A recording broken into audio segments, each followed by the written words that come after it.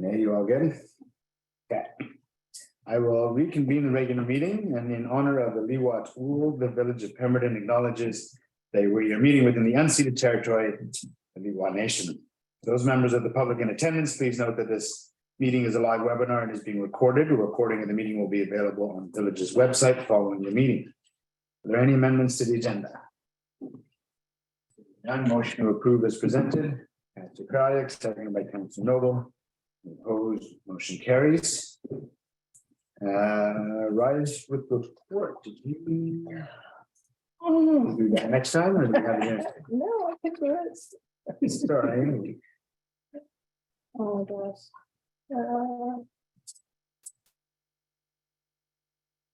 You remember? Where am I starting? Oh, Council remuneration due. you know, beginning of the year. So a motion coming out of in camera, right before coming out in camera, is that council remuneration be reviewed at the beginning of the third year of each council term. That's it. Thank you. Adoption of the minutes from regular council meeting 1567 from September 20th, moved by Councilor Zan, second by Councilor Noble, and opposed, motion carries. Any business arising? Seeing none. Number 9, business arising from committee of the whole. We have none. No committee minutes or delegations. So we're on to number 12.1, Office of the CAO. Starting with a request for a letter of support regarding the 2030 Olympic Games. Yeah, so as we know, there was Olympic engagement that went on throughout the summer. And the folks who have conducted that have reached out to secure letters from stakeholders throughout the corridor. So there's a draft letter in the pitch as this letter to go to them. I don't know if you had a chance to take a look at that.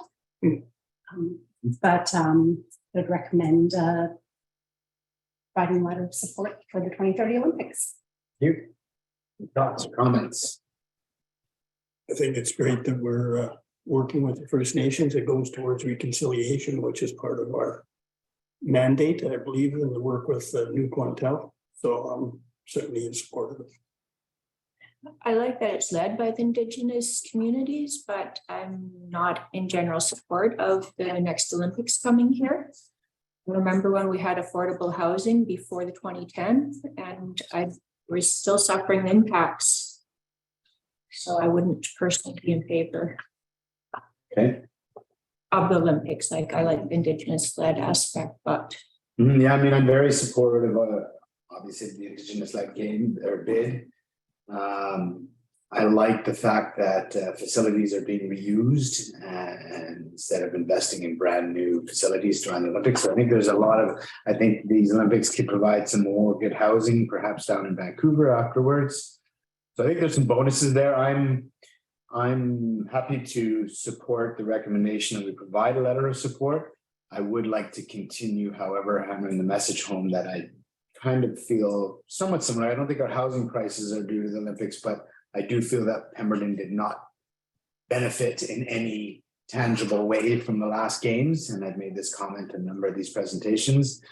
I feel that we were a bit of an afterthought during those games. So I'm happy to support the games and the intentions that they're being led by or the bid. But I want to keep reminding or getting the message out there that we need to be a little bit more included. We need to see a little bit more legacy from this games if they're going to be in the corridor again than we did last time. My thoughts.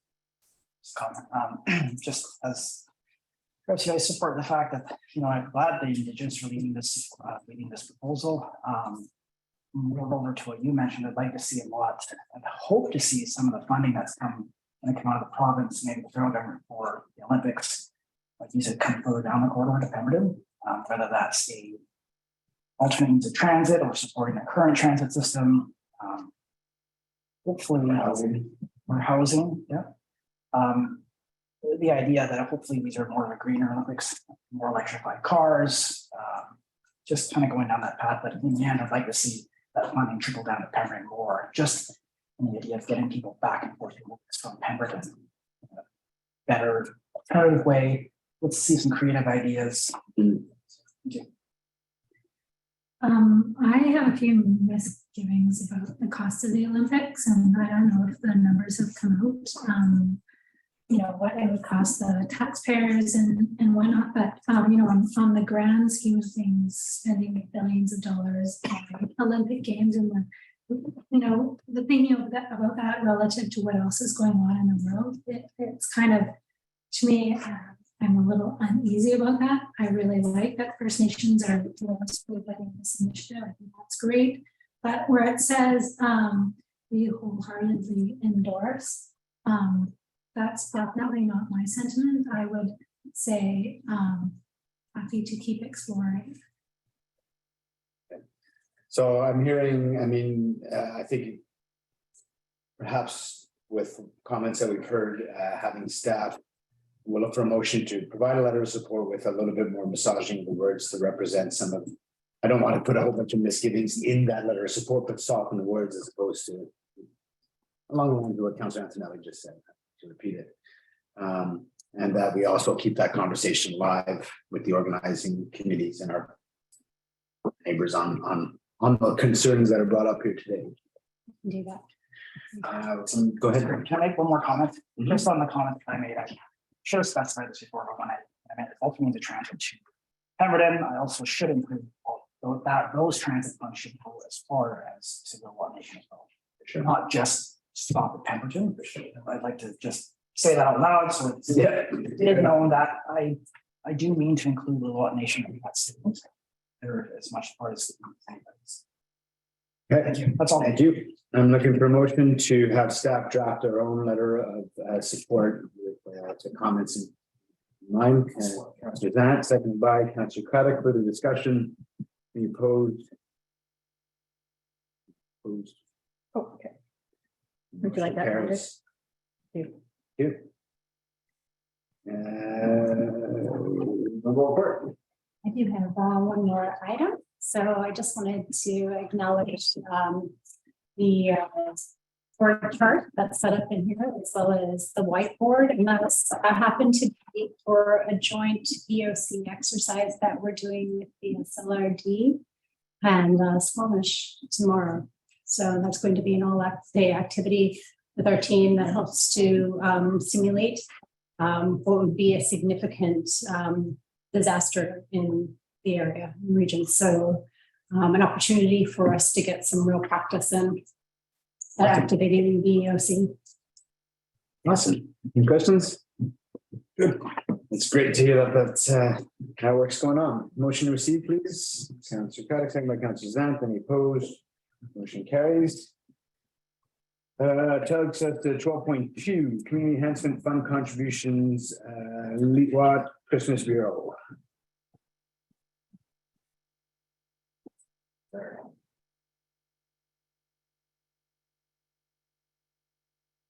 Good evening, Mayor and Council. Thank you for having me tonight. I am here to present a request for funding for the Leetwatt Christmas Bureau and Pemberton Food Bank for their Christmas hamper programs. As council will recall, each year we do receive requests for funding or requests for donations to support these two really important initiatives that take place and are facilitated through the Leetwatt Nation and through Sea to Sky Community Services. Usually, unfortunately, we get the requests too late to get them to council. So what we've been doing for the last several years is bringing forward the request earlier in the year so that we can get council support and then provide the funding to the organizations in advance of Christmas so that they can be more prepared. And they have over the years been extremely grateful for our support. So we do recommend that the funding be allocated from the Community Enhancement Fund, as it does meet, it does align with the Community Enhancement Fund policy initiatives and supports a large, broad spectrum of our communities. This year, the Community Enhancement Fund has not been very largely subscribed to. And I think a big portion of that is because we're seeing more and more community groups supported through the Pemberton and District Initiative Fund, which is facilitated through the regional district.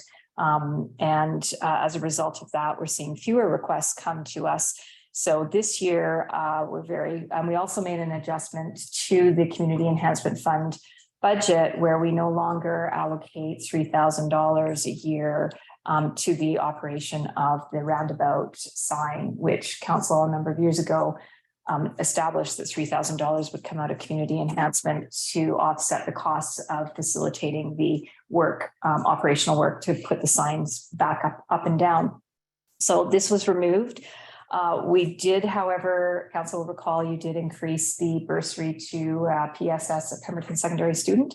So that's reflected in the budget that is presented. So right now, based on the allocations that have been set out to date, there is $2,750 left in the Community Enhancement Fund for the rest of the year.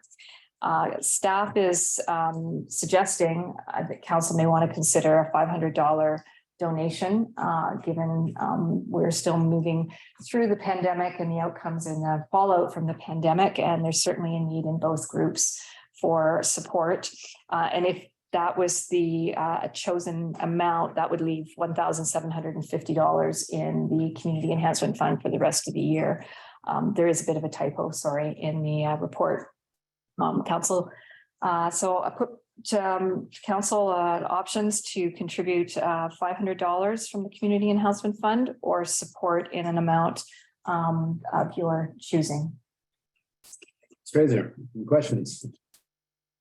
Comments, go ahead. Just glad to see we're increasing the amount. I agree with you. I think that because of the fallout from COVID, that little bit extra, yeah, it's quite worthwhile for both these organizations. Motion for The 500 500? option one, please. option one. To each of the. Yeah, 500 each. Seconder? Ms. Noble, any further discussion? Question, any opposed? Carries. Thank you very much.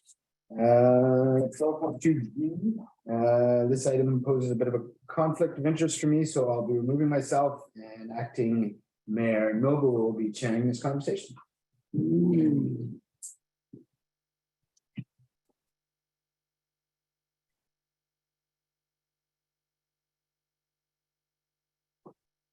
Good time for your computer to freeze up.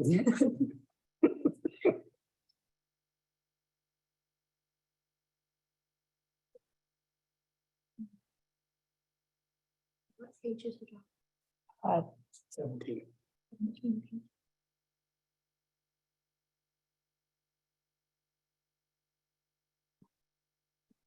Okay, so are we both there?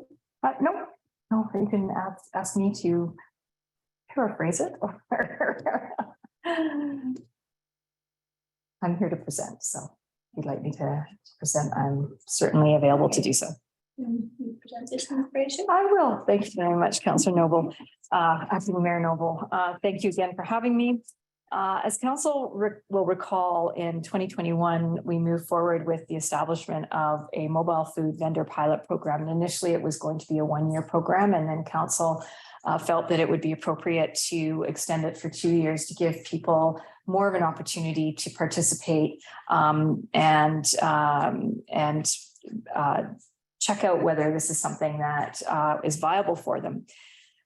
We moved forward with that, and in the summer of 2021, we had one mobile food vendor, the Square Root food truck, that applied and received a food vendor permit and business license. They operated at the community and district, the Pemberton and District Community Center parking lot on Thursday afternoons and evenings, which was the night that the BMX activities were taking place. So that was done on purpose and to facilitate and provide support to that community group's activities. And then at Denduff Park on the weekends, after the summer, the owner indicated that the program had been successful from their perspective, and they would like to participate again in 2022 with the intention of expanding operations depending on staffing levels.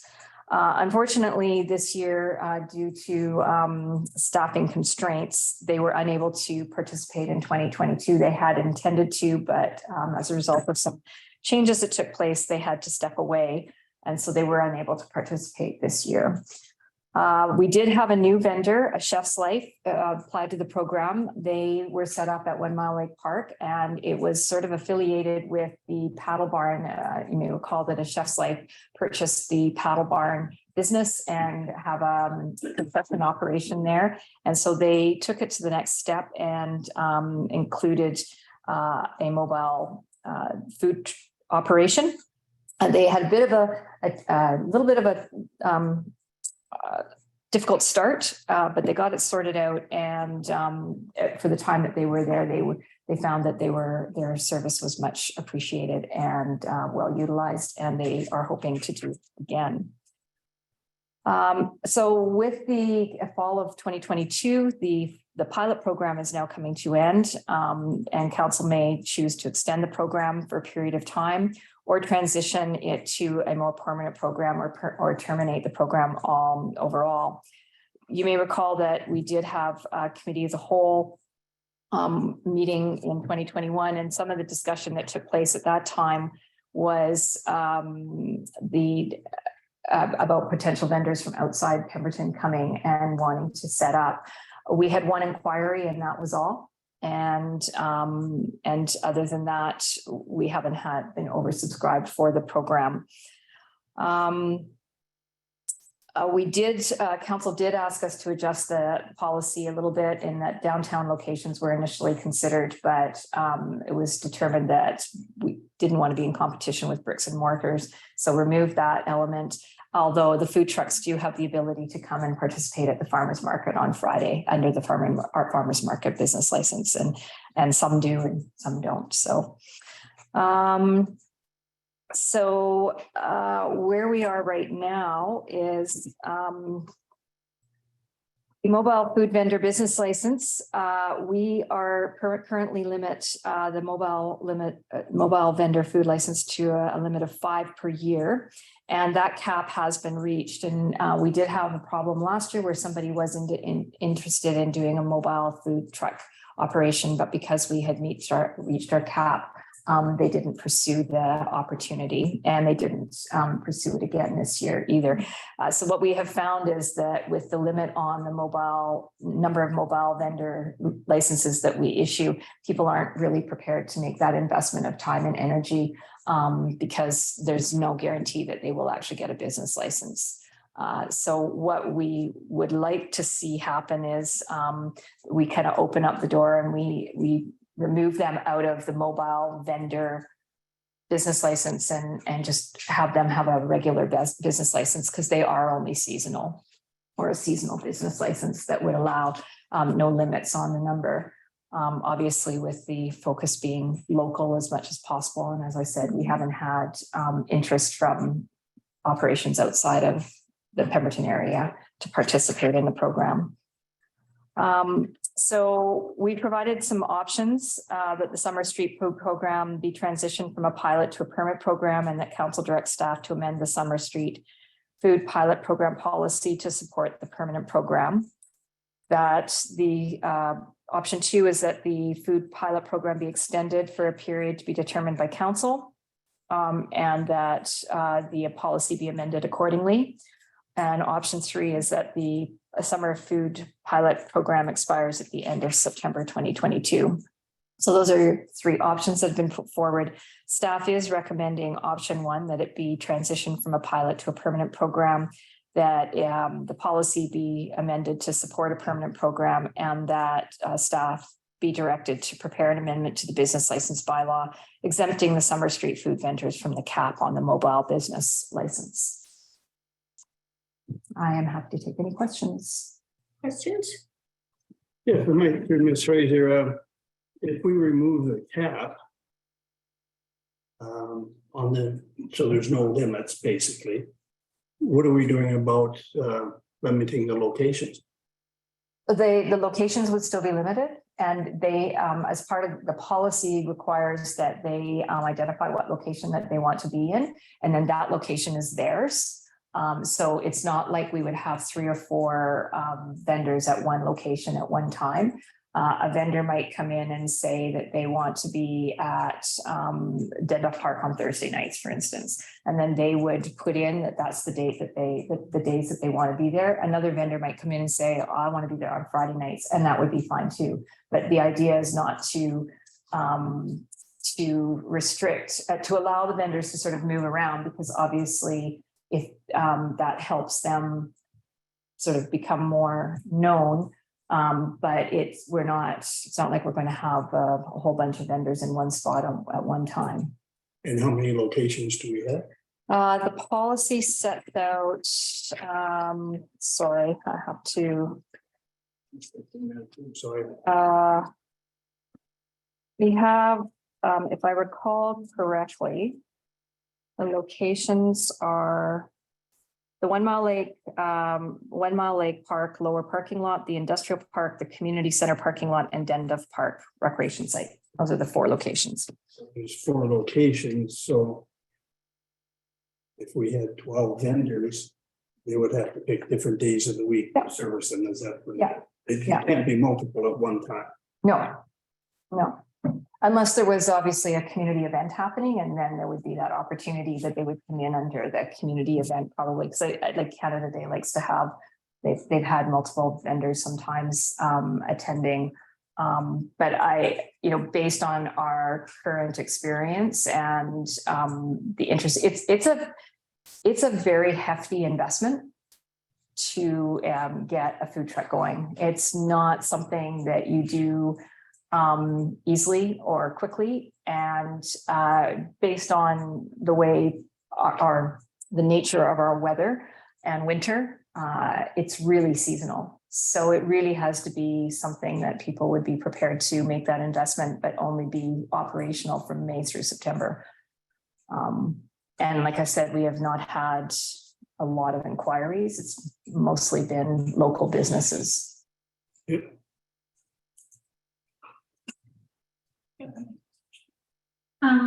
Have we had any issues with people reserving a location and time and not opening up their business here? No.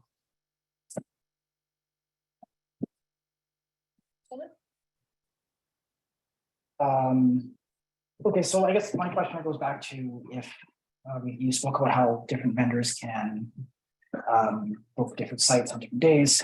Is there anything in the policy to prevent one vendor from booking all the sites and having a potential monopoly?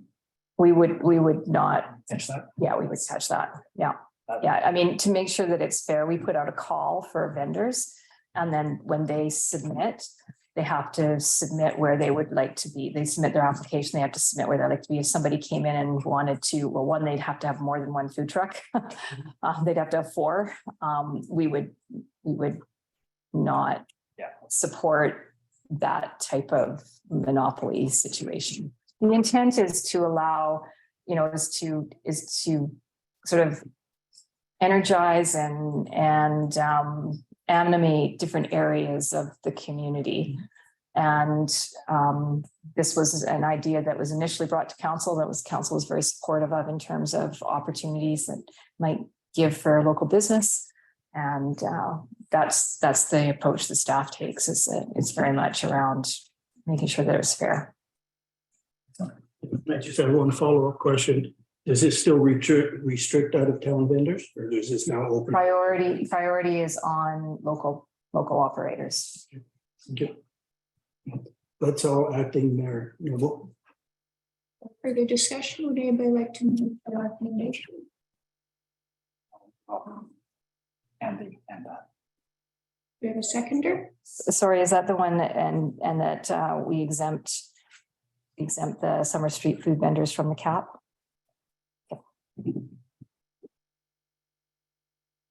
Any opposed?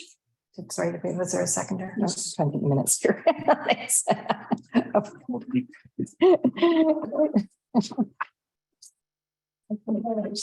Thank you very much. Please. acting mayor Noble, that has a ring to it. That actor.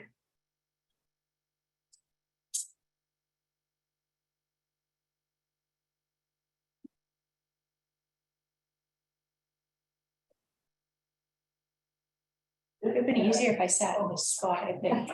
You might still have to be the chair. Yeah.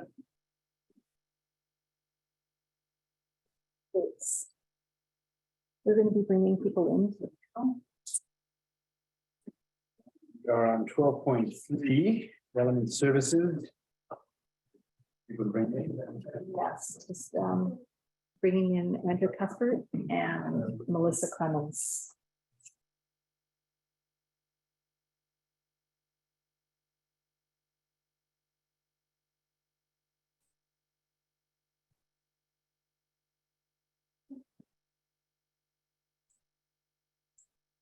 She's urban systems.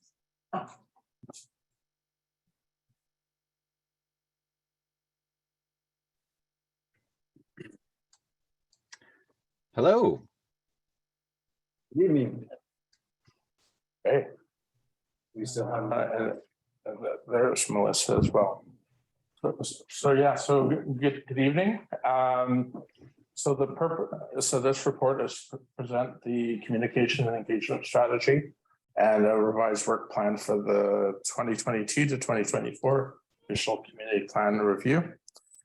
So a bit of background. So this project really kicked off last spring, where we sought our consultants to assist us with this project.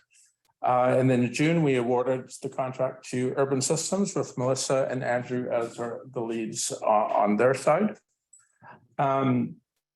Since that time, we've been working through the summer to develop the two documents before you tonight. Appendixes A and B are in your package, and these documents, along with the presentation slides that are coming, have been put on the Hager Save Pemberton website. Those are up there now. Yeah, just to note, the documents are meant to be companions. They should be read together. That they're also living documents, so that they are expected to change slightly through the twists and turns of this project. Yeah, just before I turn it over to Melissa.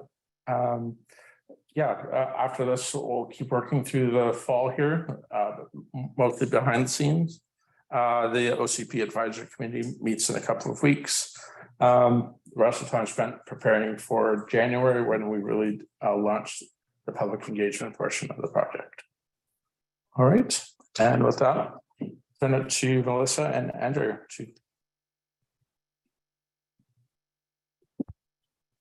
Excellent. Thank you very much, Colin. It's very nice to meet you. My name is Melissa Clements, and I am a community planner with the firm Urban Systems. And I'm joined here this evening by my colleague, Andrew Cuthbert. He'll introduce himself and he will walk you through the work plan for the OCP review. Hello, everyone. Yeah, I'm Andrew Cuthbert, working with Melissa on the project, community planner with Urban Systems as well. I'll just share we've got a slide deck that has some of our overview on it.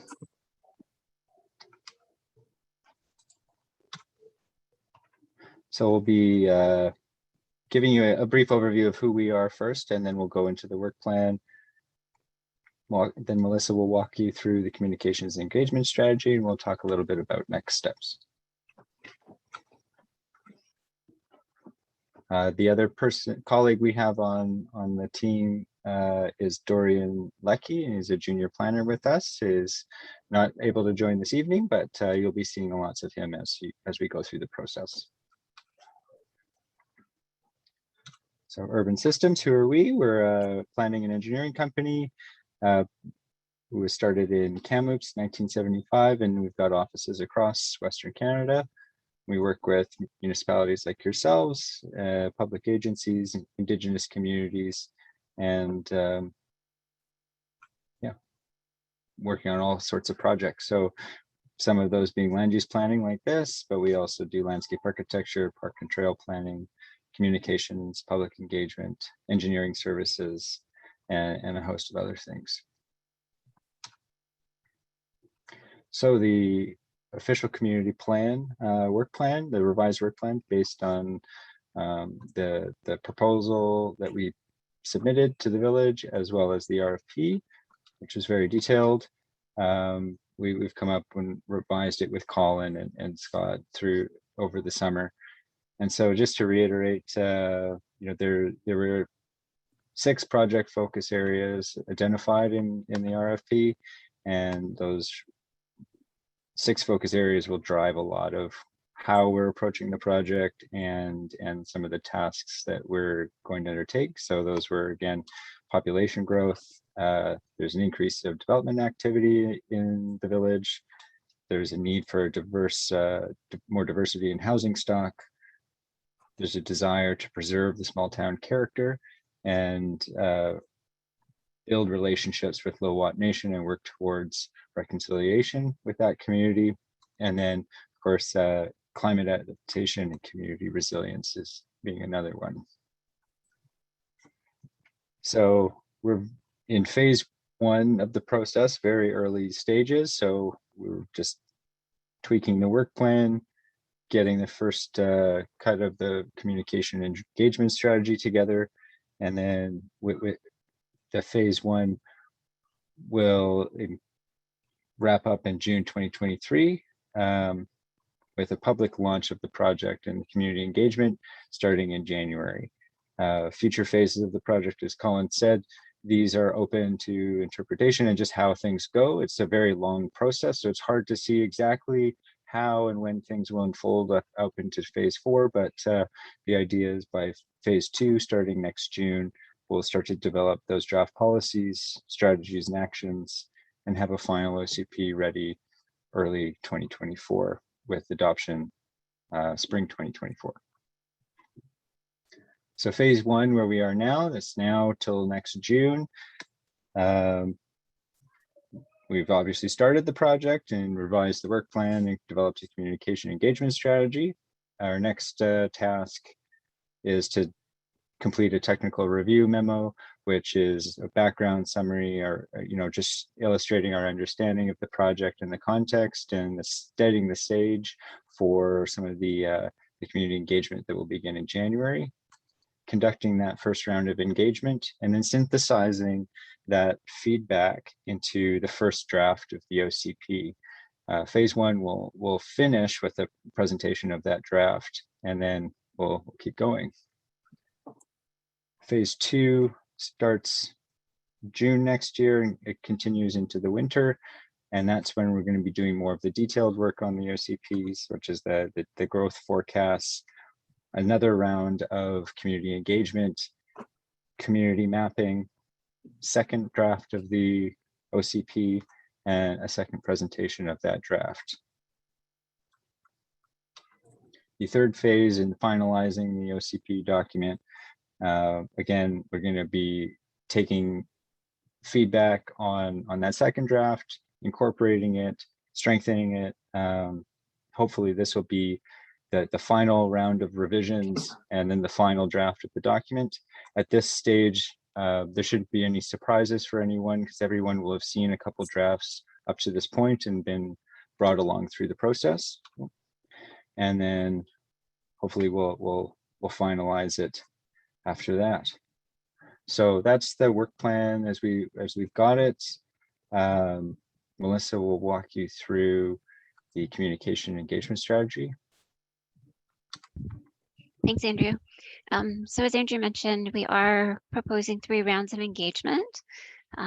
This will sort of set the stage for the more formal engagement component that happens as the plan is being adopted by council. So I believe you all have a copy of the communication engagement strategy that we've prepared. One thing I want to note just on the next page, Andrew, is that the approach that we take to engagement is based on the core values and best practices of the International Association of Public Participation. So this is a internationally recognized framework for communicating and engaging audiences and stakeholders. So the strategy that you see before you was based on those values and practices, which basically recognize that individuals and groups of people are impacted by proposals to varying extents. And so that those that are impacted to a greater extent will expect a greater level of engagement throughout the process. So what we've done is we've kind of worked with staff to identify the various audiences and stakeholders that we're going to want to talk to over the next 2 years, assess to what extent we anticipate they will be impacted by the new OCP, and then tailored engagement activities to match those expectations.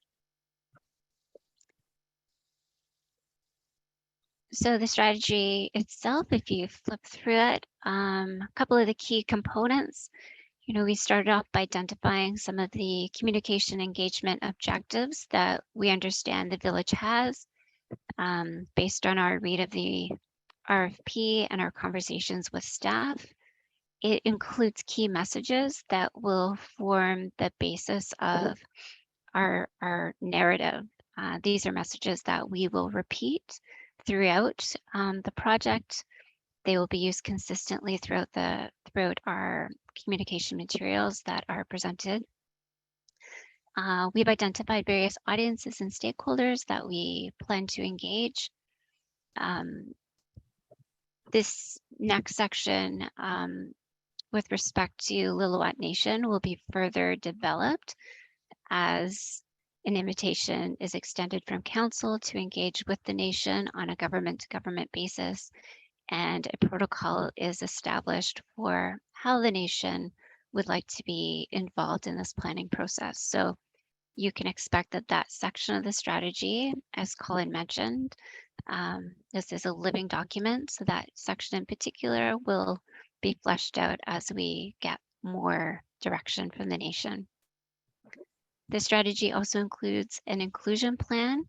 So what are some ways that we're going to work to ensure that the engagement process is accessible to as many groups as possible? It includes a series of tables where we've identified the various tools that we're going to use through each stage of the planning process, a description of how those tools are going to be used, and an indication of when they're going to be implemented.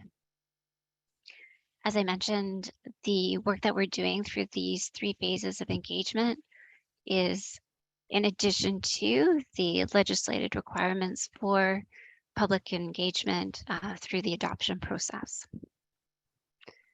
The strategy also includes a number of measures of success. So we'll be checking in throughout the planning process as we go through different public engagement activities to assess how effective our messaging is, how effective the tools that we're using are, and if we find that we're not reaching as many audiences as we had hoped, or additional education needs to be undertaken to ensure that there's a base level of understanding to facilitate meaningful engagement, we'll tweak things as we go along.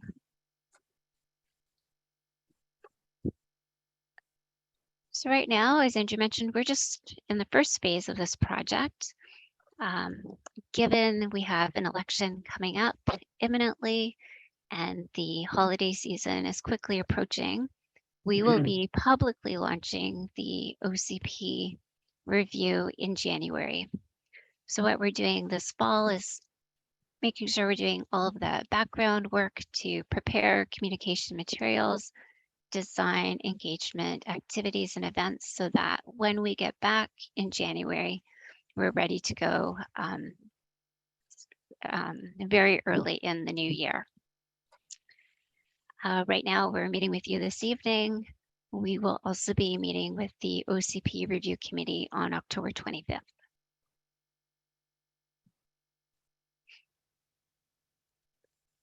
So on our next slide, a couple of the activities that we have planned for that first phase of engagement. We're going to be going out early in the new year, as I mentioned, advertising, providing some informative information. Some of that information is going to include a series of discussion guides. So these will be documents that will be public facing. They will provide a base level of understanding for anyone who picks it up on what some of the key issues are in the community. So they're intended to be reference materials that can be posted on your webpage, can be available at your recreation center, will be on site when we host our community open house, etc. One of our first engagement activities is we'll be designing a kitchen table discussion kit. So this is something that participants can pick up at municipal locations. They can take home, and there'll be a guide that will sort of allow a group of people to meet in a comfortable location in people's homes and have conversations about the future of your community from their homes. All of this information will be collected, and then we'll kind of take it back and we'll analyze that feedback. Following up on those kitchen table discussions, we'll also be hosting a community open house, and that's planned for March. And we'll again be taking all of that information that we've heard through those kitchen table discussions and the open house, and we'll be analyzing it, theming it, and reporting it back to staff and council through a What We Heard report in April. Kind of as we move through subsequent phases of engagement, we'll have a completely different variety of activities, so that there will be activities for people who are more inclined to come out to open houses, but also who are more comfortable participating in their homes. We'll also be going out into the community with a series of pop-up events over next summer. So quite a number of different ways for people to get involved. So just sort of to conclude on the next slide here, we have a couple of questions for you to think about. Things that would be helpful for us as we move into the public launch of engagement is to know what information you need to empower your decision making. And then what does success look like for you with respect to communication and engagement? So these are, conversations that you can start thinking about having tonight, having with staff and amongst yourselves over the coming weeks, and feedback that we would love to hear as we prepare for that January launch. So that is our communication engagement strategy. Andrew and I are happy to answer any questions that you have about the work plan, about the strategy. Awesome. Thank you so much. Appreciate the Welcome. presentation. Open it up for questions. Any questions? I had a list of a few questions myself, but you answered them pretty much all with your very thorough report. I was glad to hear the bit about the measures of success in terms of the engagement plan. I mean, the layout of the engagement plan is, again, very thorough, which I think we're all pleased to see. OCP is nothing without really good engagement. It's pretty much a useless plan if we haven't really brought the information out of the community. So glad to see the thoroughness. I was curious, and I think you mostly answered it, but how you benchmark it to make sure that you're getting the response and the feedback that you need, and whether you're not to make adjustments to that engagement plan if you're not getting that volume. So it sounds like you're looking at that, and I'm glad to hear you're ready to hit the ground running in January, because I know we can't rush the process, but it's very relevant to us now and the growth pressures we're feeling. So any other questions or comments from council? Pardon me. Yeah, I'll get a motion to receive. Moved by Councillor Zant, seconded by Councillor Craddock. Any further discussion? Again, I do want to say that I'm really excited by this. There's a lot of talk about growth and managing growth in our community these days, and this is, if not, it's probably the single biggest piece to the puzzle of really managing growth and making sure that Pemberton grows in a way that reflects the community values. So really excited to see this take legs. It's going to inform not just the next council, but next 3, 4, 5 councils. So it's the vision, it's our North Star for our community, what it's going to look like in 5, 10, 20 years, and excited to see it happen. So thank you very much. Look forward to updates. I'll call the question. Any opposed? Motion carries. Thanks again to you both. Thanks, Colin. Thank you. Thank you.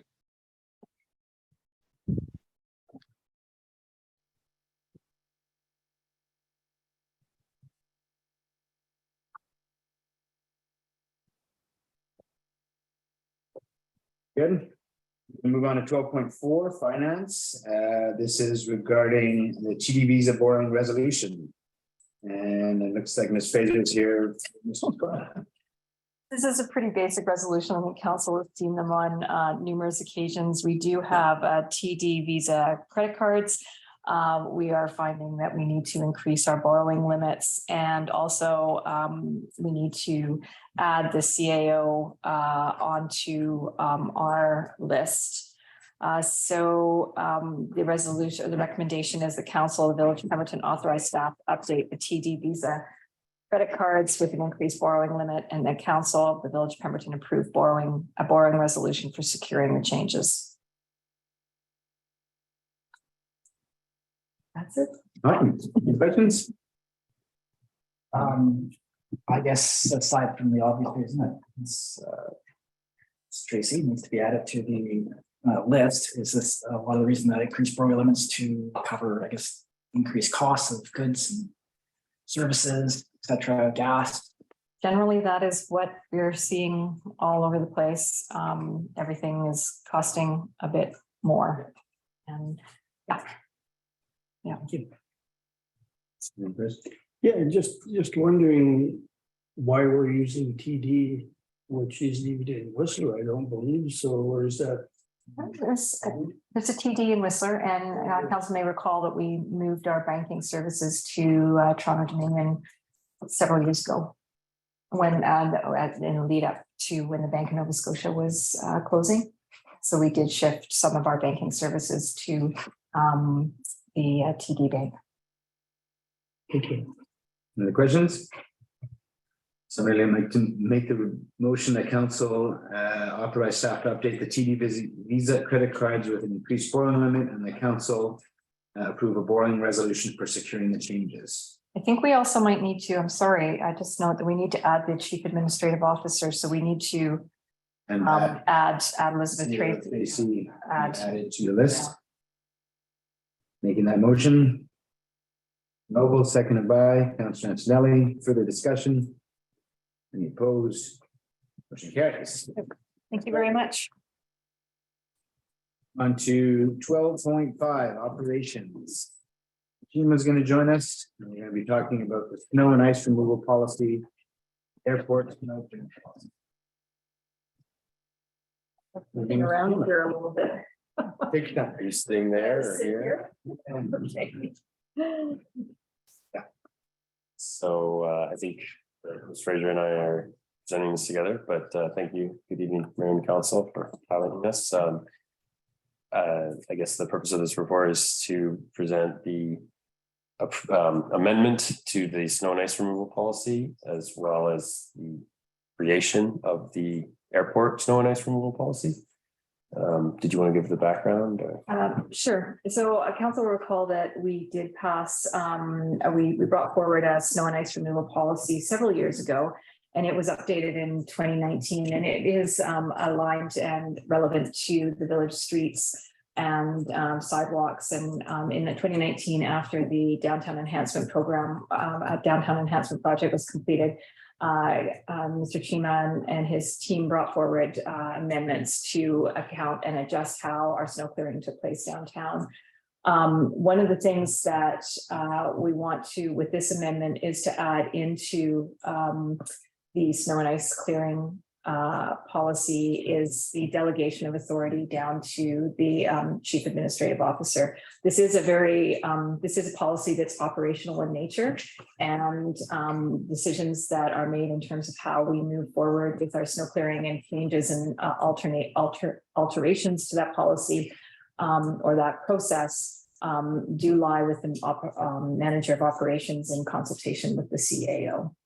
So it's not unusual to have a policy of this nature, operational nature, delegated down. So the amending policy does add in the amendment to delegate down the authority to make administrative housekeeping amendments to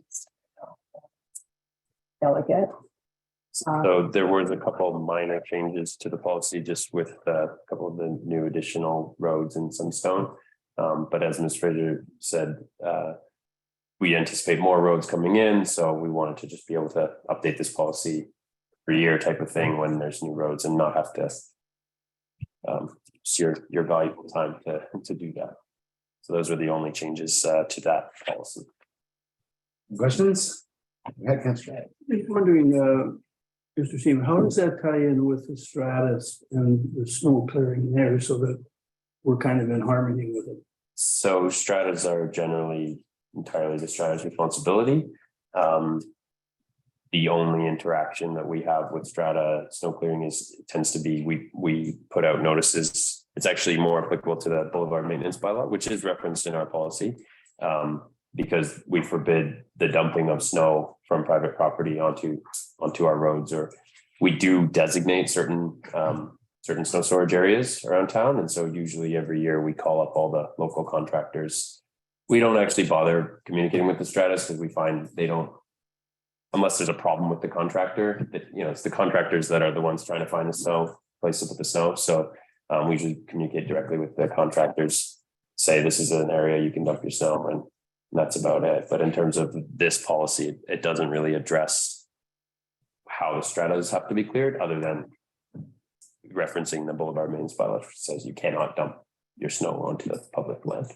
But stratas can dump their snow onto public lands? They're permitted in designated areas. So we give permission in certain areas. Okay, this is a snow dump area. You can bring your snow to there, but generally, no, you cannot. So what we don't like to see is pushing snow just out into the road, or, you know, onto the sidewalk, or adjacent to the public road or the trail. That's, as I said, that's more in the boulevard maintenance bylaw, but we do reference it in this policy.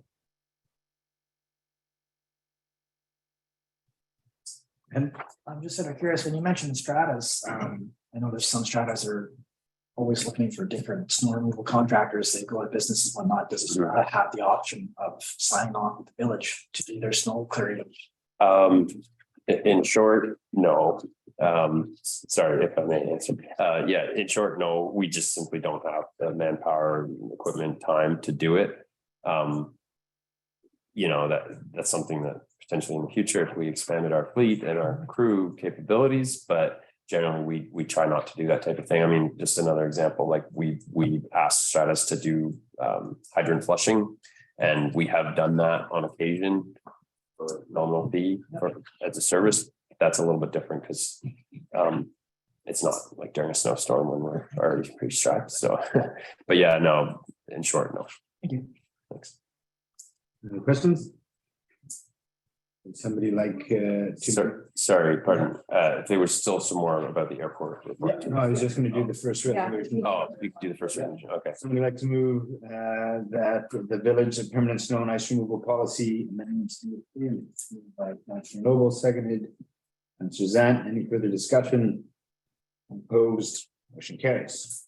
Airport. So the second element of this is that we have prepared a snow removal policy, which is something that has come out of the airport lease agreement template, which was updated in 2021.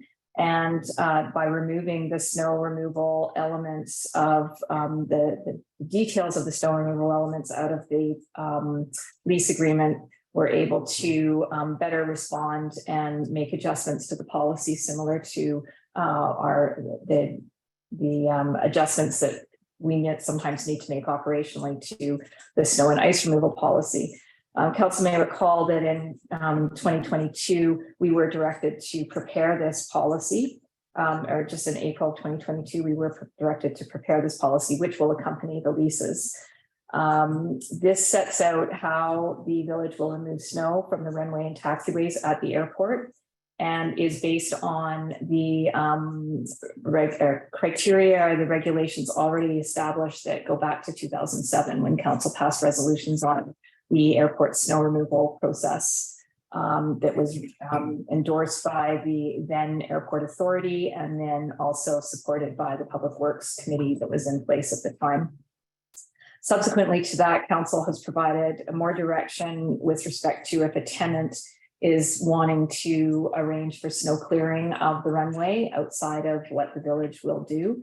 And that resolution was passed last year, and leaseholders do have the ability to join together and seek a contract to arrange for the runway and taxiways to be cleared. Obviously, it would be done with the approval of the operations manager to ensure that it's all of the rules are being followed. And so there's a statement in the policy around that. The policy as it has been is that we will clear the snow, we'll clear the runway to the best of our ability when there's a weather window of 2 weeks, clear weather window, and that we will also do the taxiways at that time. Leaseholder may ask for the runway to be cleared, and that is dependent on our resources and availability. It's very rare that we haven't been able to get out there and do it, other than last winter, which, as you know, was a hefty snow year and created issues not just at the airport, but certainly in town, as our crew tried valiantly to stay on top of the snow. The last time we had a situation like that was in 2017. So the policy's been developed based on information that's already out there and made available through the Canadian Flight Supplement, which indicates that our snow winter maintenance is limited. And that has been our statement in the Canadian Flight Supplement for at least 25 or 30 years. It's based on the airport lease agreement, and it's based on the airport snow and ice removal policy and resolutions provided to us by council. Thank you, Ms. Fraser. Any questions? Go ahead. I apologize, I may have missed it in your policy, but I was just wondering about, there is a statement in the previous policy that we just approved where it says that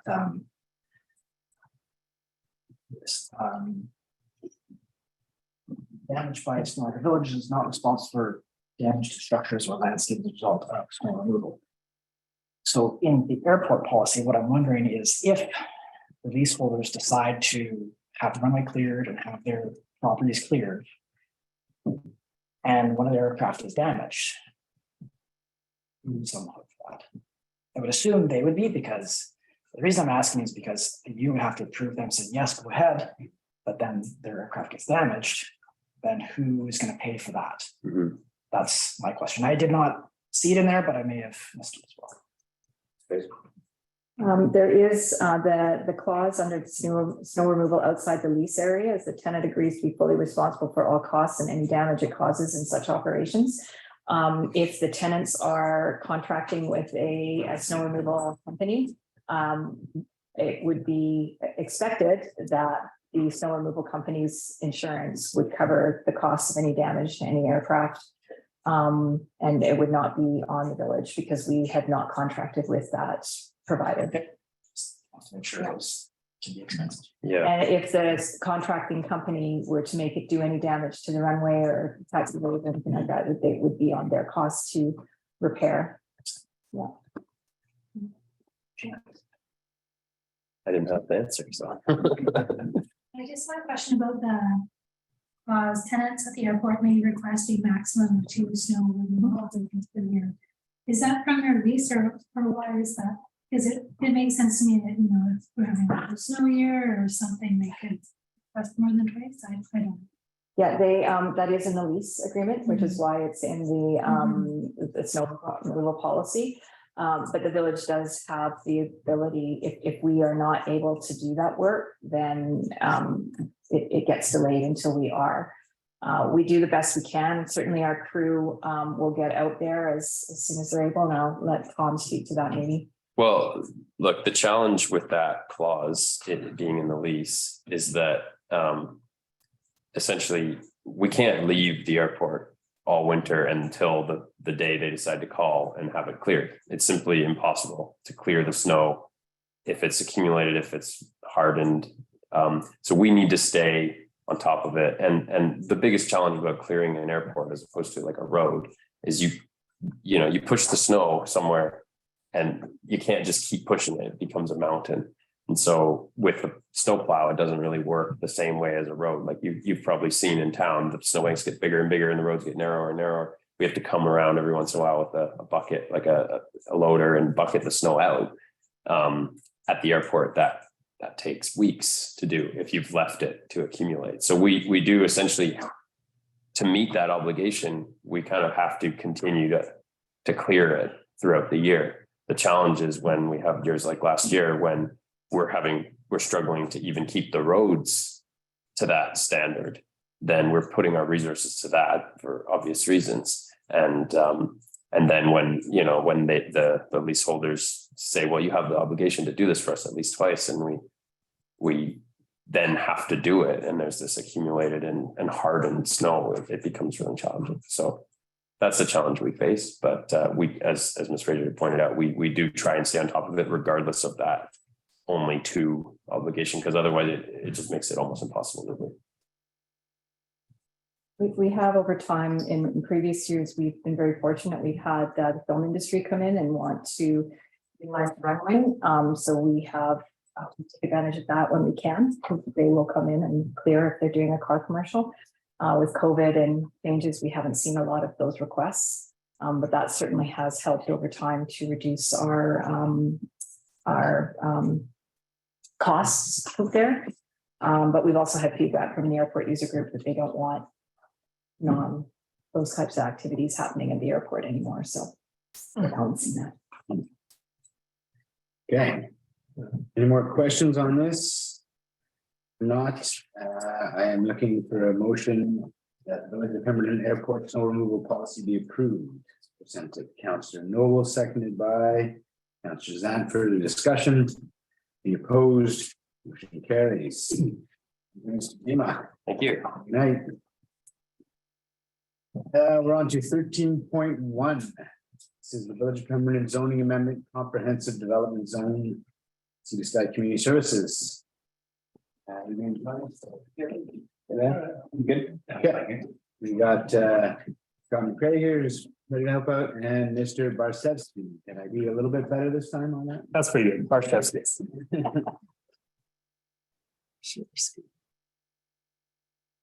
Can you get it up there, Mark?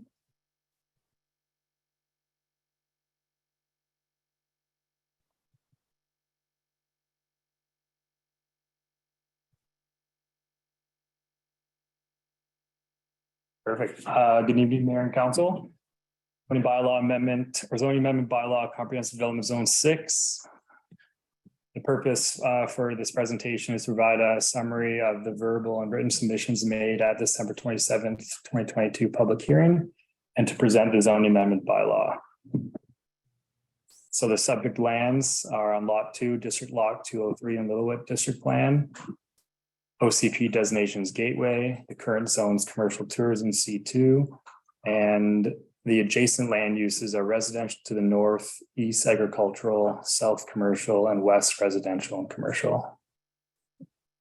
The bylaw for tonight is kind of under 3 topics. So one would be the new definition for community services nonprofit. 2, the amendment to Schedule A zoning map for the subject parcel from commercial C2 to the new CD6 zone. And number 3, the creation of the new comprehensive development zone CD6 SSC Harrow Road affordable housing. The brief proposal that started or the start of this zoning bylaw amendment process was for 5 stories on a mixed-use building with a proposed height of 19 meters. And that first floor would be consistent with the community service space and neighborhood commercial space and the future home of Sea to Sky Community Services. And then floors 2 to 5 would be residential ranging with 63 units ranging from 1 to 3 bedrooms. And the whole point of this zoning bylaw amendment is because under the C2 zone, it doesn't allow for dwelling apartment or that maximum height of 19 meters. So that's why this CD zone is being proposed. Now at the public hearing, Tuesday, September 27th, it was held virtually and also in person, kind of like a hybrid style. And it was consistent with the statutory requirements, including notice requirements. At the public hearing, 55 people attended via electronically and 20 attended in person. For the verbal submissions, 5 were in favor, 8 were opposed, and 1 was undeclared. And for written submissions, 21 were in favor and 8 opposed. So the topics of these submissions, we'll go to in support first. Project would provide much needed affordable housing for Pemberton. Would provide options for family members relocating to Pemberton and to be close to family. It'd benefit from the funding being provided by the province or like BC Housing and the value of the services offered by the Sea to Sky Community Services. And while not perfect, the location is suitable and is the only option for a project of this type. And then in opposition, the topics were height of the building, the importance of adhering to the original vision of Pemberton, aesthetics of the building of this size in the proposed location, traffic concerns, flood and stormwater issues, the location itself, viewscape disruptions, and impacts on the neighboring community in general. For policy considerations, the subject lands are identified in that urban growth boundary and Schedule A under the OCP. The OCP land designation is Gateway. And under the OCP housing policy, section 5.9.1, it states that the housing in the community shall, and you can see down there for encourage housing types, encourage the development of housing for seasonal workers. So one can say that this application does meet those housing policies. And then also the Village Age-Friendly Affordable Housing Action Plan 2019. The application or the zoning bylaw amendment does meet these population groups that are particularly affected by housing with issues within the village. So as for next steps, MOT approval of the zoning bylaw, if this is given 3rd reading tonight. And as by resolutions for council, the applicant owner is in progress on these 4 matters so that the applicant prepare and submit a registrable form of discharge of restricted covenant 24620. That the applicant prepare a revised flood hazard management study to establish the FCL and any necessary flood mitigation measures and prepare and submit an amended flood hazard restrictive covenant in the registered form to the satisfaction of the village. That the owner prepare and submit to the satisfaction of the village a new statutory right-of-way and accompanying survey plan for the village's pump station infrastructure. And that the owner enter into a housing agreement by bylaw pursuant to section 483 of the Local Government Act. And then as stated before, if this does get 3rd reading, the major development permit DP 93 will be brought to council at a future date if this rezoning application is approved with the adoption of the zoning amendment bylaw. So for recommendations, recommendation 1, that the public hearing meeting minutes be received. And recommendation 2, zoning amendment comprehensive development zone 6 SSCS Hero Road Affordable Housing bylaw 936 to 2022 be given 3rd reading. Thank you. Thank you. Let's open it up for questions and let's be disciplined and stick to questions to start, please. Questions on the presentation? No questions at all. I do have maybe 1 or 2 really quick ones. With regards to if 3rd reading is given to the rezoning, but with regards to form and character screening, those sorts of things in terms of how it would fit into the landscape, is there more opportunity to review that through the development permit process? Absolutely, that is the whole point of the major development permit process. Okay, it's a clear answer. I think that's it for questions for me. I'd be on the comments. So if there's no more questions. Thank you for your presentation, and I'll open the floor for comments. Let's lead off. Hearing or just on the public hearing? No, I mean, right now we're considering whether or not to give it this third reading, which is the recommendation here. We can start by receiving the report on the public hearing. Let's do that first. Receive the public hearing information. Councillor Zant, seconded by Councillor Caddick. Any opposed? Motion carries. And now the discussion is about whether to give third reading as presented or any other considerations from council. So open the floor to comments. Who would like to lead? Go ahead, Councillor Zant. Well, I think I can really start this is, when I was first elected, people I spoke to, environment came and said we need affordable housing. And much more now than ever. I feel that staff have done their diligence. I feel that our consultants have done their diligence, and that this project is essentially what Pemberton needs. The fact that Sea to Sky Community Service came to us with this and dropped it in our laps, and I think is just is an opportunity we can't pass up. So, in saying that, I think it's great that Sea to Sky Community Services that's putting this on, because I think there's a lot of amenities they can bring to those people that are going to be living in that building. As during the presentation, they mentioned that 20% is going to be low income residents. So my hope is that those residents will have direct access to Sea to Sky Community Services and be able to get some help if they need help. And like I said before, I mean, we've heard from so many different people that everyone needs affordable housing. And for lots of different reasons, whether it's your parents want to come live here and hang out with grandkids, or you just need to get a start.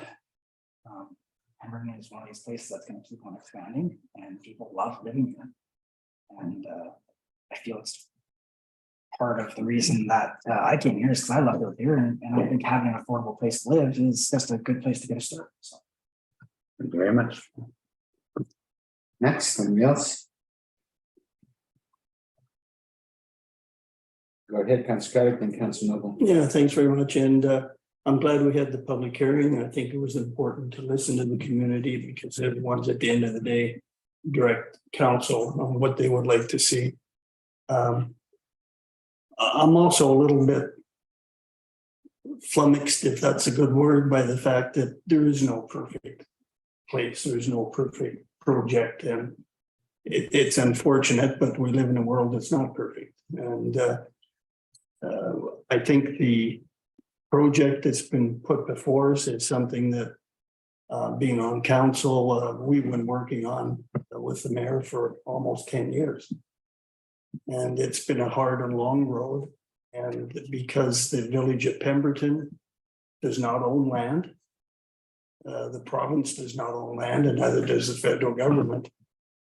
That having the provincial government come to us and say, we will buy land in your community, but obviously with that funding, there's restrictions on how much they're going to spend to buy the land.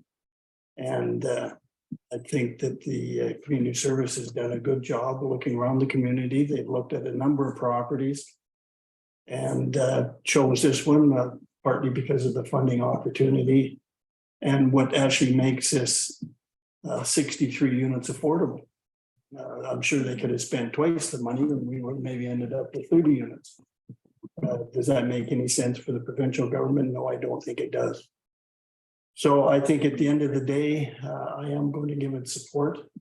I feel that some of the issues that are still out there are tough ones to get by, but I think supplying housing for 63 plus families, individuals, and people with disabilities trumps that card. And I'm hoping that we're in the ground next year and we'll see some housing for people that need it desperately in the next 2 or 3 years. Thank you, Matt. Thank you. Noble. And Councillor Caddick covered some of it, but yeah, we're in an unprecedented housing crisis in Pemberton. We have been for a few years. We're losing people every day. We're losing employees, staff, the people that make this village run and the businesses in it. There's people living in terrible situations. overcrowded housing, inadequate housing. We need to look out for those people. I heard the concerns at the public hearing, and I feel for the close neighbors, it's going to be a big change. It's not a perfect project. There is no perfect project. There's things that concern me about the project, but I think we're going to cross those bridges when we get to them, like traffic concerns me. But then that's in Modi's hands, and we need to leave that to them to sort out. And I will support this because we need it. We needed it yesterday. And I don't think it ends here. We do need to look at all the other options, like people mentioned at the public hearing, whether it's suites or benefits for long-term rentals, all of it. We need to look at all of it and continue into the future. But we need this project. It's a real asset to community. It's paid for by nonprofits. Like, it's going to benefit so many people. And I think the benefits outweigh the inconveniences. The inconveniences a lot of the people who are going to inhabit this building are enduring right now are too much. So yeah, I'm going to support it. You? Go ahead. Yeah, overall, I do support that number of units being that's on that parcel. So in that sense, I support the rezoning, but I still have concerns that I think are unresolved.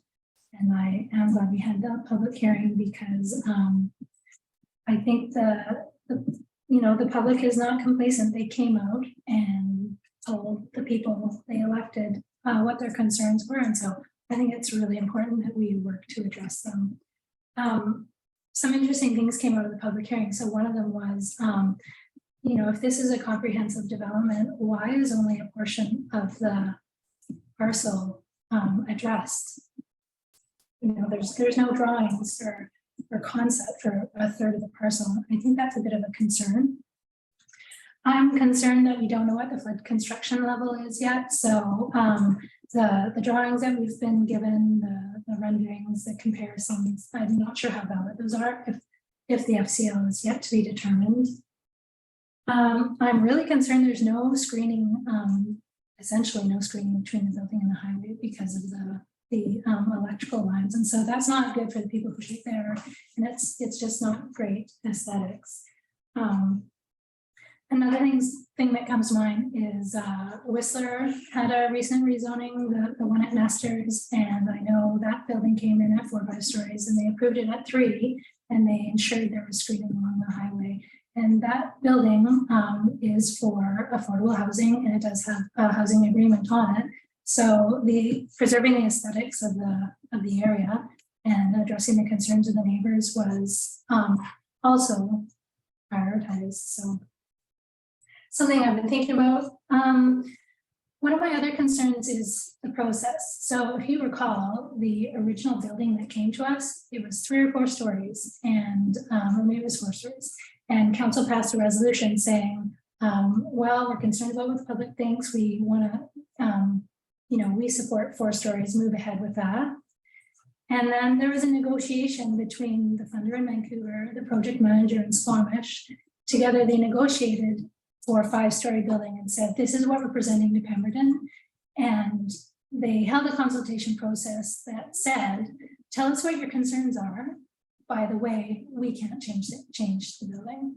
So I think that's a bit of a disingenuous process. So we heard, oh, there's no way we can change it. It's only financially feasible if it's 5 stories.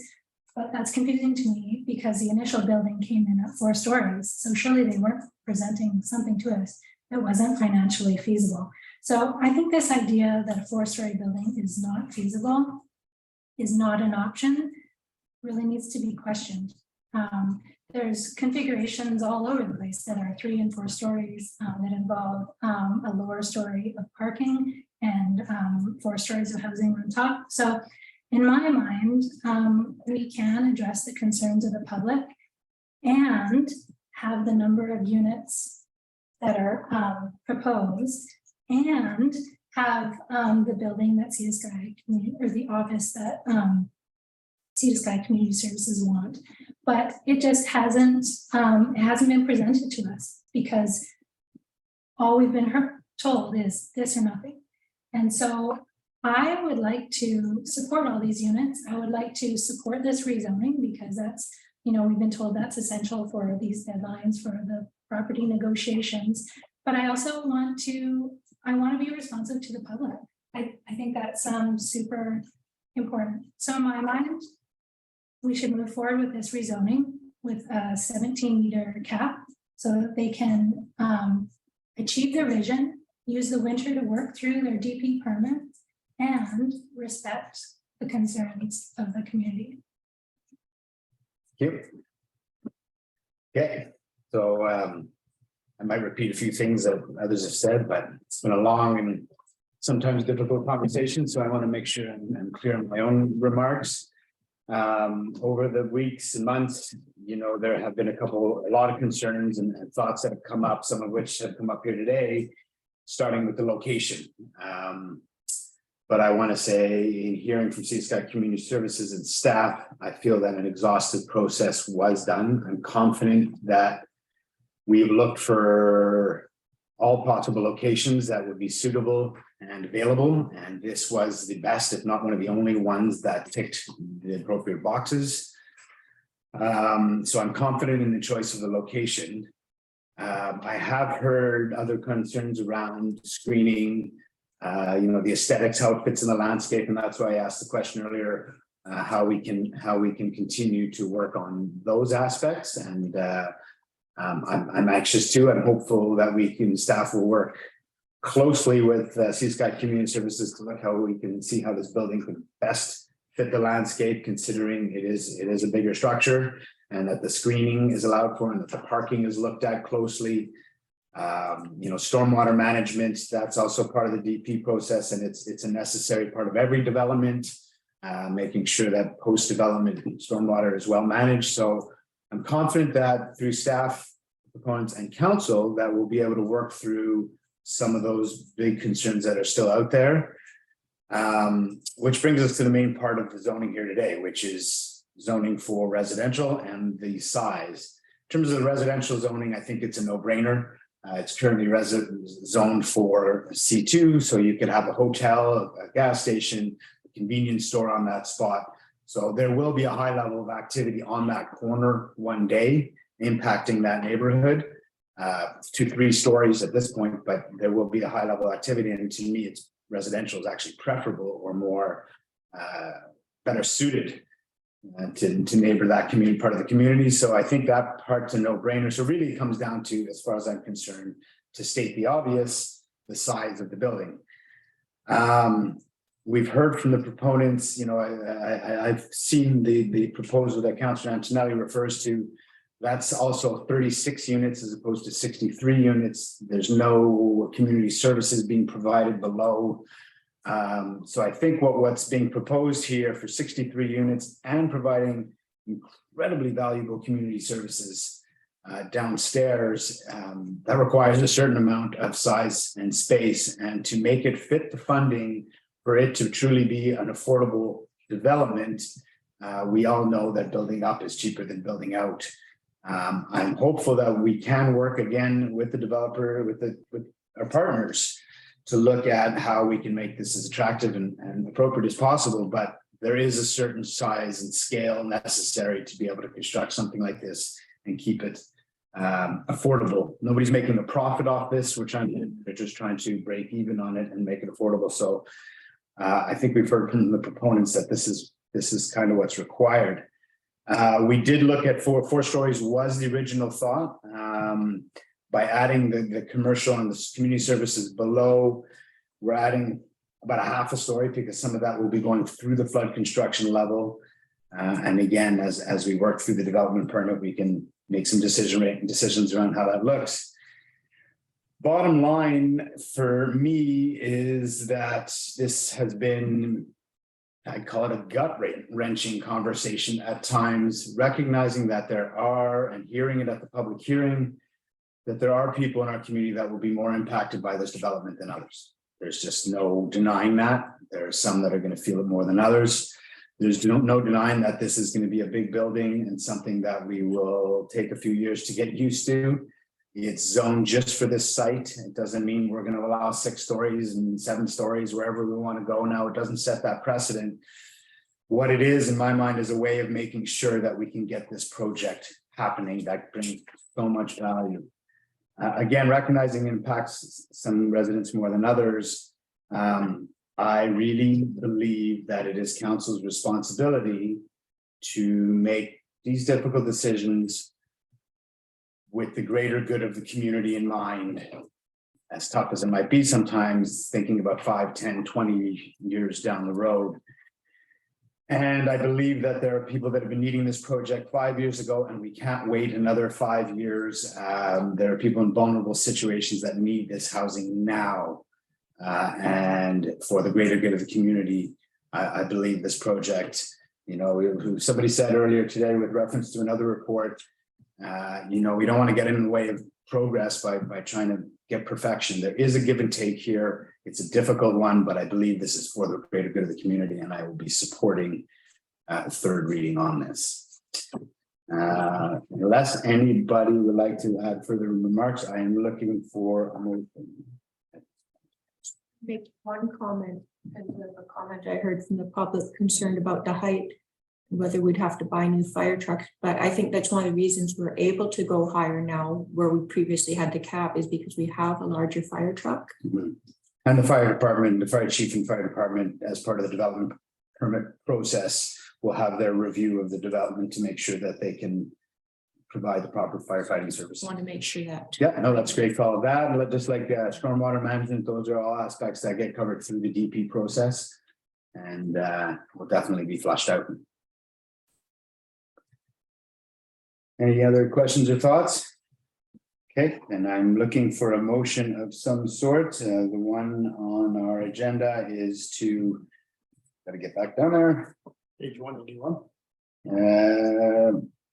That the public hearing, we did that one, and that zoning amendment comprehensive development zone 6 be given third reading. Would somebody like to make that motion? Councillor Zant, seconded by Councillor Noble. Further discussion? Any opposed? Motion carries. Thank you very much. Thank you, Mark. Thank you, Scott. Everyone. Thanks to everybody who participated in the public hearing as well, and the other conversation through this. It's been a journey. Hey, good to keep moving. Okay, we are on to 13.2A, Village of Pemberton Blasting Regulation Bylaw 714. This is for fourth reading and adoption. Ms. Fraser, do you have a report? Nope. We've seen this a number of times. Yeah. Somebody like to move fourth reading and adoption? Councillor Craddock, seconded by Councillor Zant. Any discussion? Opposed? Carries. Next up, 13.2B, also for fourth reading and adoption, is the Village of Pemberton Fees and Charges Bylaw number 905, 938-2022. Any questions? Somebody like to move fourth reading and adoption? Councillor Zant, seconded by Councillor Noble. Any opposed? Motion carries. And as always, the highlight of the night is the mayor's report. And it's been a busy couple of weeks, but I will try to keep it as tight as I can. I'll start with the SLRB meeting. We had 2 days of meetings last week and 1,088 page agenda to go through in those 2 days, just in case we thought the agendas were getting lighter as we wind down the term. So we'll try to stick to the points of really high interest. But the first item, we had a delegation from Danny Schranz. I think we all know him well, from the Burken Recreation and Culture Society. He's looking, or they're looking for a management agreement for the old Burken Schoolhouse. It was a new presentation. I just thought it would be interest to us here. It's an old log structure that's up behind the schoolhouse, and it's a really cool little structure that's just sitting there. So they would like some sort of management agreement so they could preserve it and figure out what to do with it. We also had a presentation from a group, a community group, called Representative Citizens for Sea to Sky Trail. So as I reported on before, there's been some funding donated to complete the route on Sea Sky Trail from Gord's Garden down to Nairn Falls. And there's a route proposed. Staff at the regional district have been working on this for a little while in terms of the route, the surveying, you'd have to cross the highway a couple times, all that stuff. So that's really exciting that there is some funding in place to make that happen. This gentleman came for representing this group to propose an alternative route, which takes you, instead of crossing the highway in a couple of places, it takes you up and over towards the sea, towards the Mount Currie Trail, and then over the top of Nairn Falls and back down, which will require a bridge. It's a fairly small span, but a bridge on two rocks, and that's on currently within Nairn Parks Falls. It's a really neat route. I think it would be really quite attractive. Staff have already put some time and expenses towards the other route, so there was discussion at the table whether that should be halted and looked at this, or whether maybe both trails could be developed. And so there's some good conversation around that. It was handed back to staff to look at it a little bit more closely. Yeah, to help us make those decisions. It was an interesting presentation. Regional trail service bylaws were passed. One item that we spent a lot of time on was the third reading for the Furry Creek Neighborhood OCP and zoning amendment. So just a quick recap, I've reported on this before. This has come to the board. It's 419 hectares in Furry Creek. It's a planned comprehensive master plan community. So I mean, we know Furry Creek got Alderson Landing and some housing above. This is for the whole area below towards the water. And they also own a lot of acreage up on the hillside, which is, I mentioned this before, unzoned, which is something I've run into a lot. It's completely unzoned.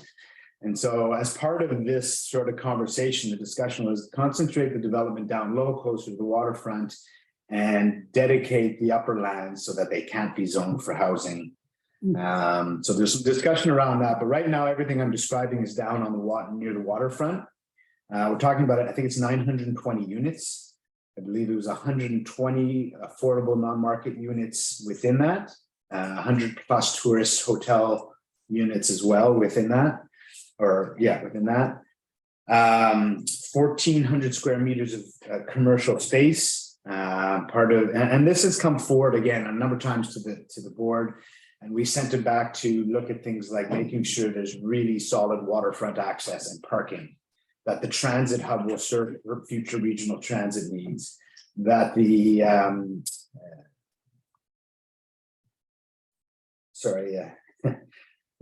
active transportation and trail network is sufficient for that sort of planning. And all these items, that there's a school site allocated for future growth. All these things have been added into the plan, and it went to public hearing for third reading. The public hearing was on September 27th, I believe, and it saw mostly support from the crowd. There were some folks that were concerned that live up above about the view lines down below on the water. A lot of buildings you can't see, you can only see from certain sight lines, and even along the water because it's an on and inlet. You know, what they showed us from the water side is even, because we're talking about buildings that'll go from 4 to potentially 15 stories down there. So there's some big buildings. They want to create the density down there. Again, their rationale was let's create the density down there rather than sprawl up on the hillside. With regards to the sizes of the building, there's been a lot of discussion over time with fire response, just like we were just talking about. When you consider Britannia South and Britannia North and Furry Creek and all the development collectively going on there, there's a recognition that fire services for the whole Britannia area and Area D needs to be considered. The regional district hired a regional fire chief to help assist with this planning, but the board is trying to make sure that every one of these different developments that is being considered is bringing forward the appropriate amount of funds for fire protection. So the bulk of the amenity contributions from this development will be going towards fire. They will not be able to build buildings higher than they have the capacity to fight fires on. And so when I say 15 stories, that can't happen now. That is down the road when the fire services have been built up over time. So all those things were considered. There was more discussion around the commercial space allocations. It's actually something that I brought to the table with the discussion because I felt with the early proposals that there wasn't enough commercial space. We're trying not to build fully commuter communities. We want people to be able to service some of their needs locally so that they're not jumping in their car every time they need something. So we wanted to make sure commercial space was adequate for future growth. So that was part of the conversation last week, as well as, and so there's a lot of information, but these are really important developments, I believe, to our corridor. And so I want you guys to have the information. And the other element that was discussed at length was recognizing that Furry Creek, Britannia South, Britannia North, these developments and these new residents will be putting pressures on the District of Squamish Recreation and Culture Services. There was discussion about how to move forward to make sure that there is some sort of compensation. You know, our PVIS system was referenced as a good model, but it doesn't quite fit word for word. So there's a lot of discussion and a commitment to work with DOS staff to make that happen. So that's Furry Creek in a really quick nutshell. Another important conversation we had was around some affordable housing opportunities in Wedgwoods. I brought this up before. This was something that came forward a number of months ago. And the idea was to allow people, residents in Wedgwoods, to be able to build a secondary or even a second suite, rental suite on their property. And the incentive for them is that they would be able to do so without it having to reduce the size of the square footage of their own main home. So that was sort of the incentive to say, hey, you can still have all the square footage for your main home, but you know, you can build these one or two extra units onto your building because the properties allow for that kind of size there. So that's where the conversation started as a means to provide more affordable housing or rental housing in that way. I don't know if it would be fully affordable by definition, but definitely employee rental. So the conversation on this one that I brought forward was how do we make sure that if people take us up on this, how do we make sure that people are actually keeping the square footage, these extra units as rental units?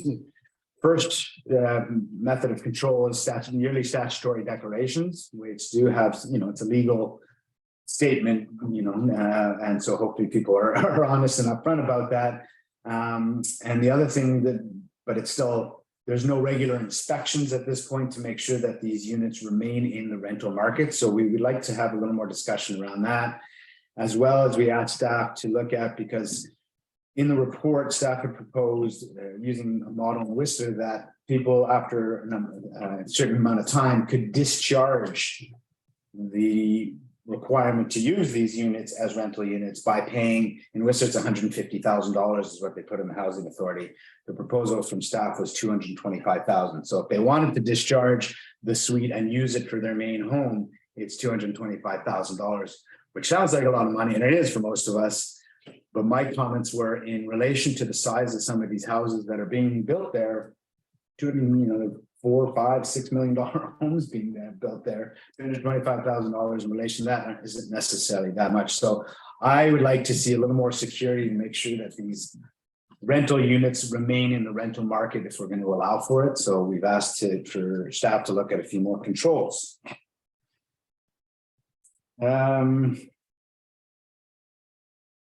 There's a public hearing scheduled for all of the electoral areas in the SLRD for October 27th. And this is around design guidelines for affordable and multi-family housing amendments in the OCP. That's October 27th. Another big topic that the board has been, and again, I apologize, but these are really important things. As we know, Lillooet Lake Estates over the years on Cadillac Creek has seen some debris flow incidents there. And the folks that live along there, many of them now live in the red zone in terms of the risk for future events, future debris flows. And they've worked on their own and with the regional district to try to figure out ways to mitigate the risk and to restore value in their homes. A few plans were looked at and engineered, a few of the options, and they came to the regional district a number of months ago to say, hey, we would like the SLRD's help borrowing this money. But to do that, we have to set up a service establishment area, which requires AAP, which requires a fair bit of work.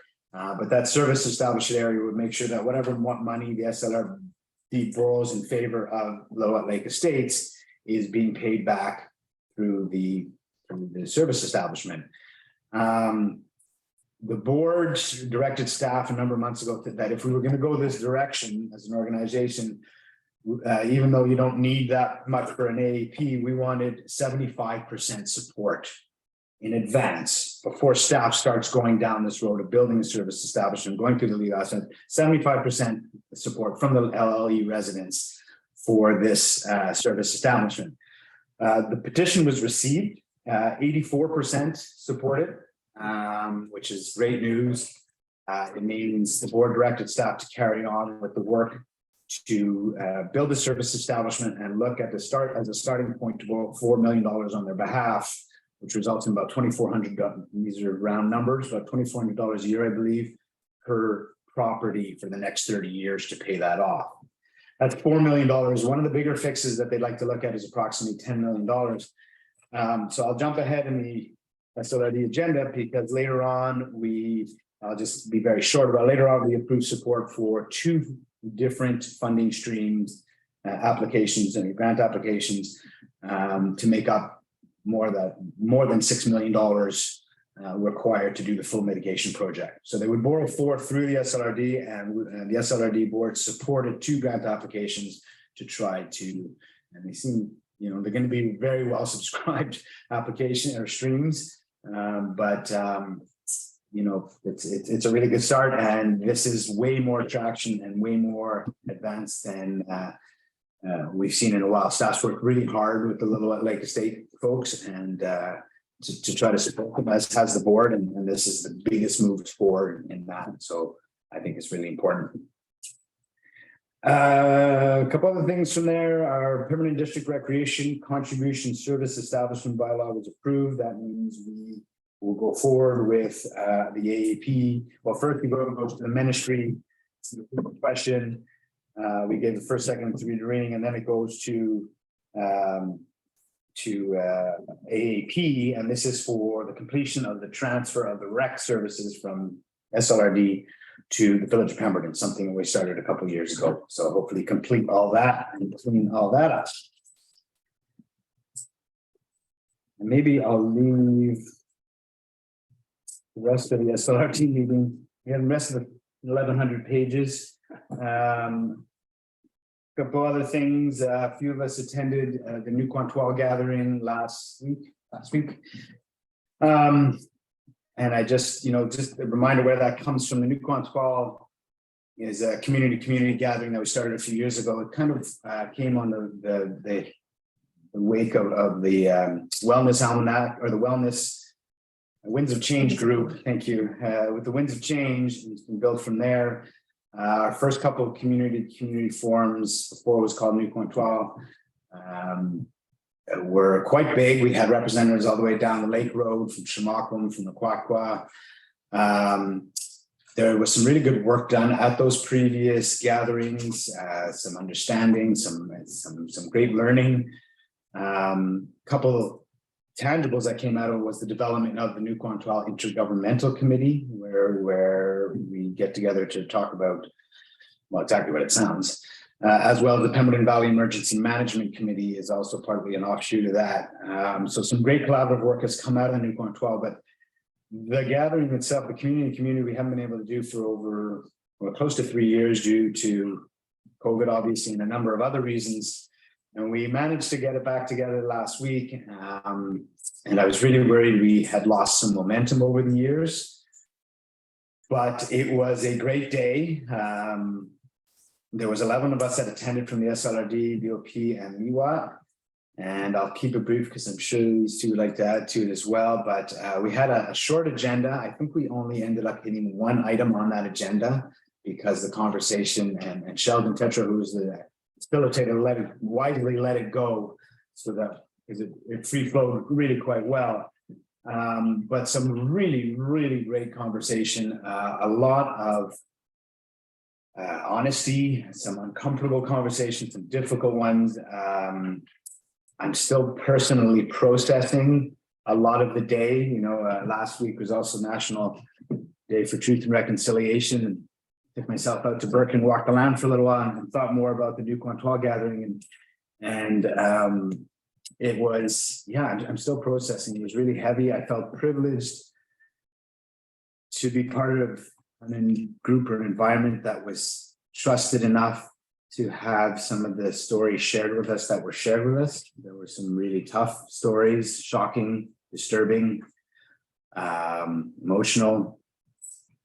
Yeah, like I said, I'm still processing, but it was a great day, and I'm glad that we were able to do it, and I look forward to more. And it just renewed my own personal commitment in terms of learning and listening and creating safe space. And, you know, here at this table, we've talked about actions we can do, which I think we need to continue, whether it's bilingual signs or other, recommendations for the Truth and Reconciliation. And I think we need to make sure at this table that we're continuing to fight against policy that still exists at the federal and provincial level that is oppressing First Nations. So I'll leave that at that. It was a big day, and yeah, still a lot to process there. And maybe I'll just scrap the rest because I've talked long enough. Any council's reports? Go ahead. So I also attended the New Quantois meeting, which, as Mayor Richmond said, was a pretty heavy meeting. We talked a lot about reconciliation and how it can't happen before truth. That part keeps getting forgotten. People need to be able to share their truth and their stories. And yeah, some of the things that were shared in that meeting were just a reminder of how raw it is and how much it directly affects people today and is ongoing. And yeah, it's a big reflection on what our parts are, each one of us as individuals, and how we all need to do our own research and learn. How we need safe spaces for listening and sharing. The importance of language, the culture, and names, because so much of the culture is tied up in names and places and the stories. Yeah, there's a lot covered, and it was nice to hear some of the good work that's been going on in our education system. There's definitely been some advances there, but there's so much more to be done. And yeah, a lot of questions still for everyone. We don't have all the answers, that's for sure. And we had a tour of the new gas station in the Tizio, and we learned that it took 20 years of bureaucracy with the Department of Indian Affairs for that land to be added into the reserve so that they could proceed with their gas station and their buildings. And they were told that that's the quickest they'd ever heard of that happening. Just to put a little perspective on, like, we all have our challenges too with timelines and bureaucracy and things dragging on through multiple councils. Well, they have an even bigger headache. And yeah, nice to see what we can do to help change that in the systems that are holding them back and holding them down. And yeah, leave something ahead. Yeah, thank you very much, Mayor Richmond. And it was a very emotional day, and I've never seen a situation with the Little Nation people that they've opened up so much, and really laid out how it's affected their lives, their elders' lives, and even the kids coming up. And I don't think you see that very often in that kind of setting where they're that open. But it also says something about reconciliation and the fact that we are building up trust with our neighbors. You don't open up to people unless you have some trust and respect. And I think it works both ways. And the learning process is something we still have a long ways to go. But just the fact that we had that meeting and it was so overpowering that it just makes me want to continue to work with everybody in the valley, not just Lillooet, but from the Quatco down to Shamokin. And I'm hoping that whoever is the next council here will continue that work that's been done over the years, because it's not a process that happens overnight, as we well know. And it's taken a lot of years, and I know over the years I've sat here, it's been a slow process, but we have taken those little steps, and I think we're moving forward with that trust and respect. And I really look forward to the community continuing with that. So it was a real eye opener, and a meeting that I'm glad that I was able to attend. And I look forward to it in the future, whether I'm at this table or a resident of the community. Yep. Anyone else? Okay. So we're getting to the home stretch.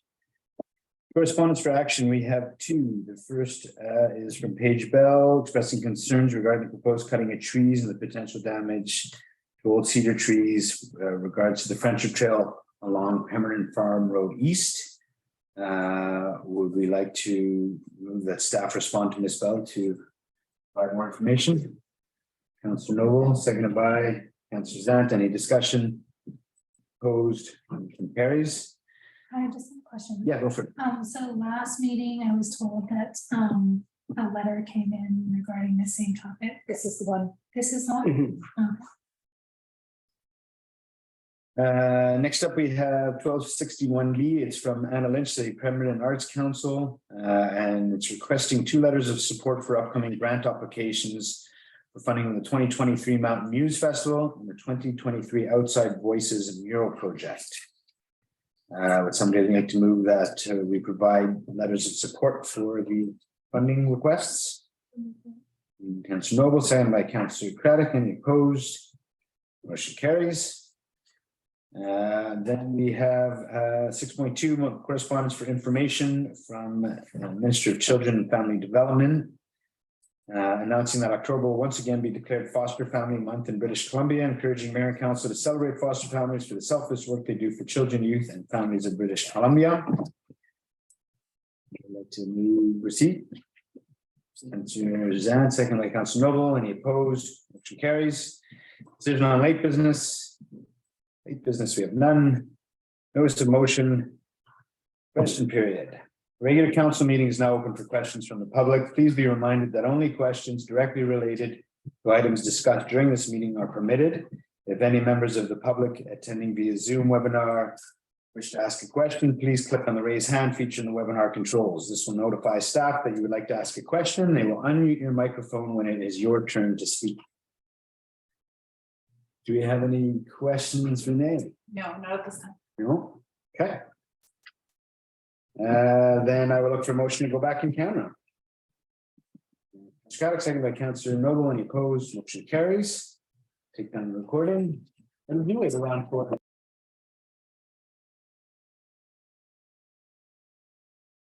Reopen the regular meeting and look for a motion to adjourn. Scott, seconded by Councillor Zant. Any opposed? Motion carries. Thank you for the day, everybody. Have a good evening. Thank you.